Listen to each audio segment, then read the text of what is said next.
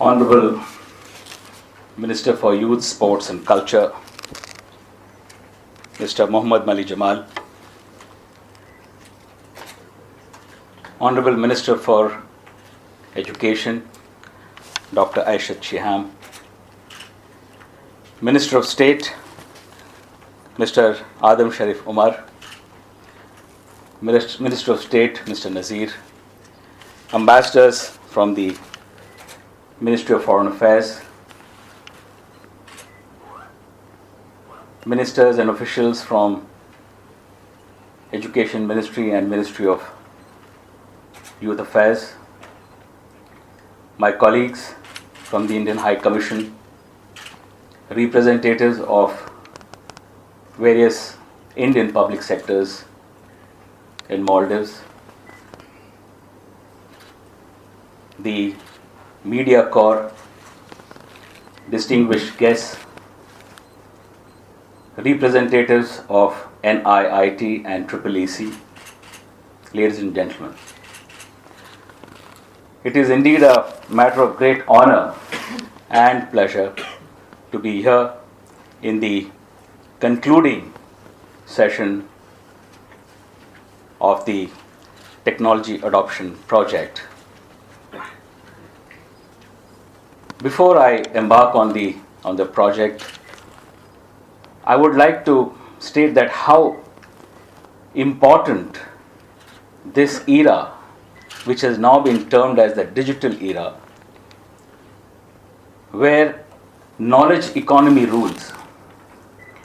Prior to that, we had a number of revolutions. We had the first and foremost was the agricultural revolution around 17th century or so, which we, the developing countries, unfortunately missed it. Then came the technology revolution. We were all under the colonial masters and we missed that as well. And because of that, the history relegated us and pushed us back. And in the 20th century, when we started becoming independent, our great political leaders and masters, in their wisdom, gave it a tremendous thought and embarked upon a program, a course of action that would uplift not only the country but the entire generation. And that led to establishment of very important educational institutions back home, such as the Indian Institute of Technology, Indian Institute of Science. People who had that wisdom and the scientific temper and the foresightedness led to India reaping the benefits and creating the largest technical manpower pool in the world. And the leadership in India also thought that it is important to share this knowledge base that India has gained with our friends. And that led to this South-South cooperation amongst the developing countries with our friends and brothers like Maldives. It is against this backdrop that we have embarked upon this beautiful friendship and partnership with our brothers and sisters in Maldives. We have a number of projects, and certainly education was one sector which leadership from both sides thought that it is important to develop. We came up with the technical education, MITE, which is now called the Polytechnic. We have recently done the Friendship Faculty for Hospitality and Tourism, and particularly keeping in mind that the mainstay of Maldives is tourism. And we shall see, inshallah, in the coming days, the institution will start from 2015, and we intend to have a very strong and organic relationship with this institution that will churn out good, capable and efficient hotel management trainees for the growing and burgeoning tourism industry in Maldives. In the same vein, given the Maldives' geography and topography, it is not possible to have large industrial parks. What is most apt for Maldives is having software development, employment related to information technology, related to call centers, related to medical transcription.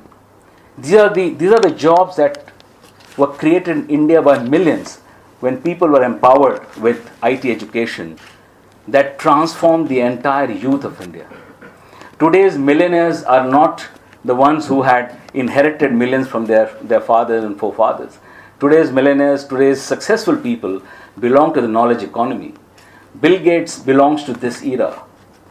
Sabir Bhatia of Hotmail, who sold his Hotmail for $300 million, belongs to this era. Steve Jobs belongs to this era. It's all through the knowledge economy that these people have really gained. And I think this is what was behind our ethos when we thought of partnering Maldives in the information technology. 2011, we embarked on this very ambitious project, and thanks to the tireless work done by, and it was beautifully presented by the Minister of State, Mr. Sharif, that how it was done with the help of NIIT and EEEC, and of course steered by the special vehicle which was set up, the NIE. The $5.3 million project was put into place, cutting across 19 atolls that trained more than 5,000 people, youth, more than 3,000 teachers, more than 2,500 students. And as we have seen from the clip which was shown a little while ago, how the students and the teachers have benefited from that. Let me tell you that it does not end here.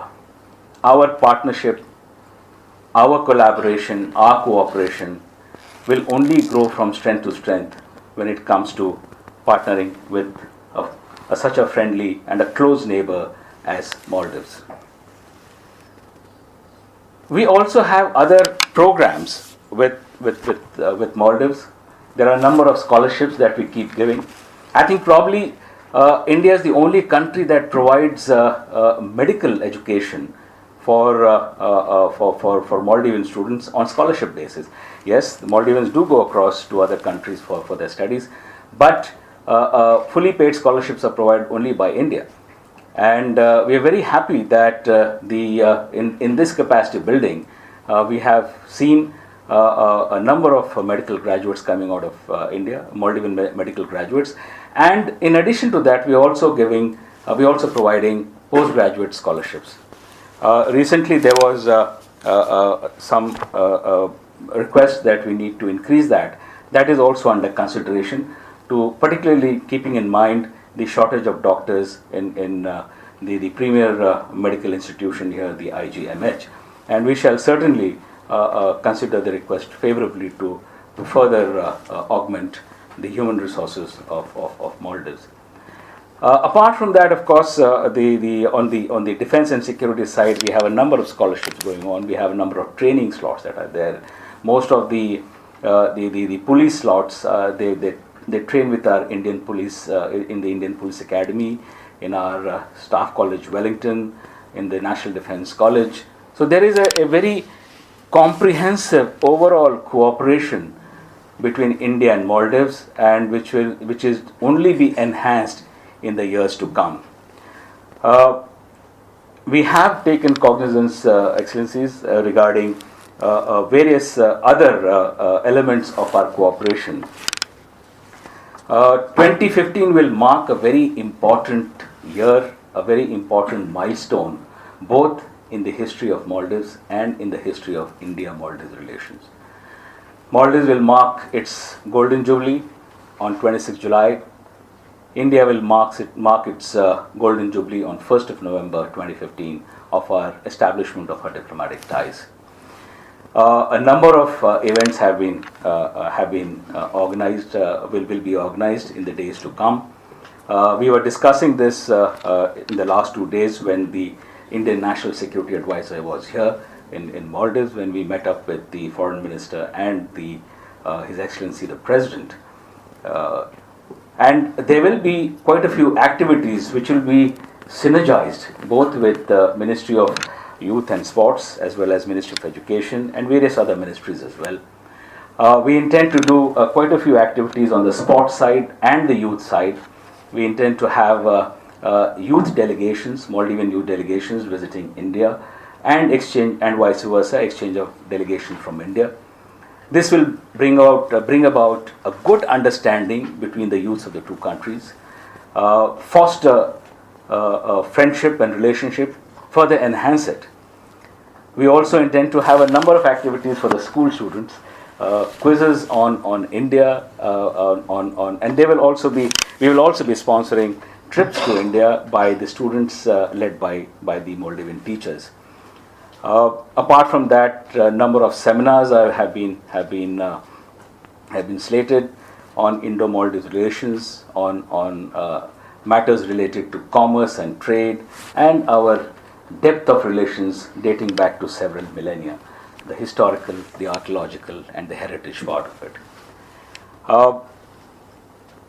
I would once again like to reiterate to all my our Maldivian friends here that the shores of India are always open for their education. Today there are more than, I think we have more than 8,000 Maldivian graduates, and there are particularly in the southern part of India, in Bangalore and Kerala, there are more than 3,000 students studying in these parts. I want to say that our country is open to our Maldivian friends. Please come. Whatever we can do from our side, we will be more than happy to extend all possible assistance in the education and other sectors as well. Thank you very much, and once again, congratulations, kudos on this very, very successful program which concludes today. Thank you so much, and God bless.